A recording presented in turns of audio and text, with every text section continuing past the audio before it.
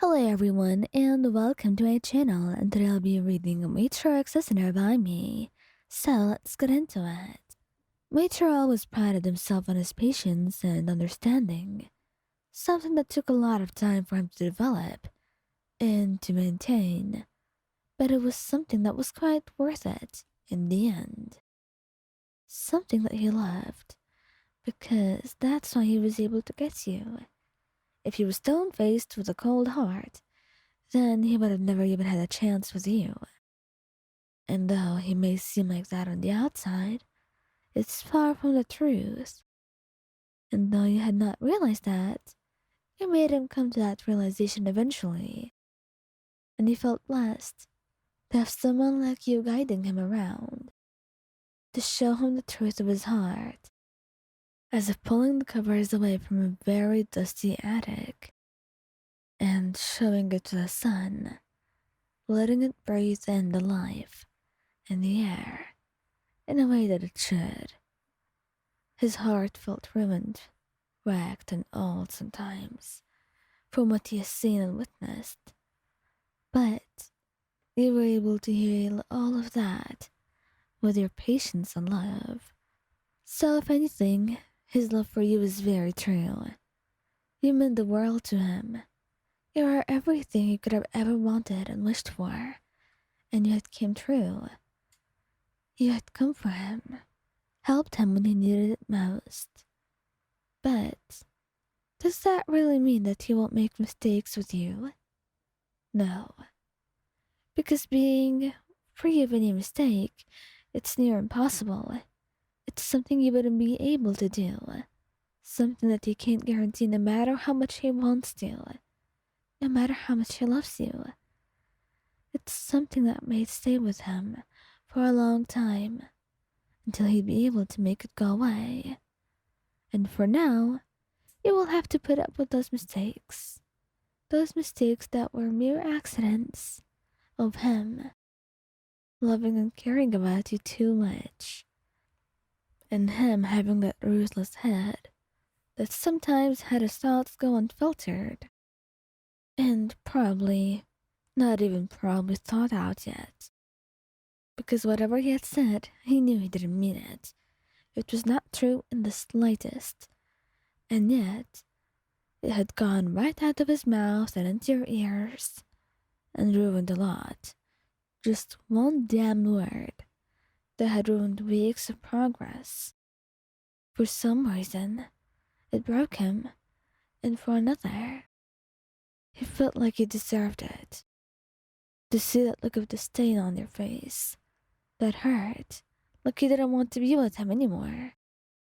He knew he didn't deserve someone as angelic as you are, and part of him thought that it was right, that you should leave him, and that this was how things are meant to be in the end. Of course, that part was very much a liar, and a part that he may as well just shut up entirely because it's so untrue. And had you been in a better mood and the two of you not fought right now, you would have told him so. But alas, you were not here for him, for a good reason he cannot absolutely blame you for. He had called you useless, because of one thing or another. It was a big fight, he felt himself losing control, and you called you useless. No matter what happened, there should have been no reason and no circumstance which Underhill should have called you so. And yet, it had all happened in the blink of an eye, and that hurt flashed across your face, and you stormed up to your room, throwing his pillow and blanket outside. He was honestly glad that you had the courtesy of doing so, and not just locking the door and taking his things inside. But part of him hurt that he was not going to be able to sleep with you today, and that you had firmly said so by doing these things. He knocked on your door, curling up outside of it, as he settled down on the wooden floor. "Ryan, my darling, I'm sorry." He got no answer. Of course he didn't. He didn't mean it, Ryan. I don't know what happened with me. Maybe because I was worried, alright? I don't want you endangering yourself for any stupid reason. It doesn't matter what you think about this, because I've seen things, Ryan. I've seen people, and I've seen how they went out, how they lost their lives, trying to be brave or trying to prove a point. And your life, Ryan, it's not cheap. It's precious to me. It means the world to me. I can't lose you. And if I lost you because of my own foolishness, or because I refused to tell you the truth about this world, I would never forgive myself. It's my responsibility to look out for you, as your lover, and as a Hashira too. So, I urge you, Alan, to give me a chance to explain myself, and to apologize to you. He told you, trying to hold back tears and justify himself. He knew he was very much in the wrong, but he didn't know how the word came out of his mouth, to be honest. But he was still worried about you.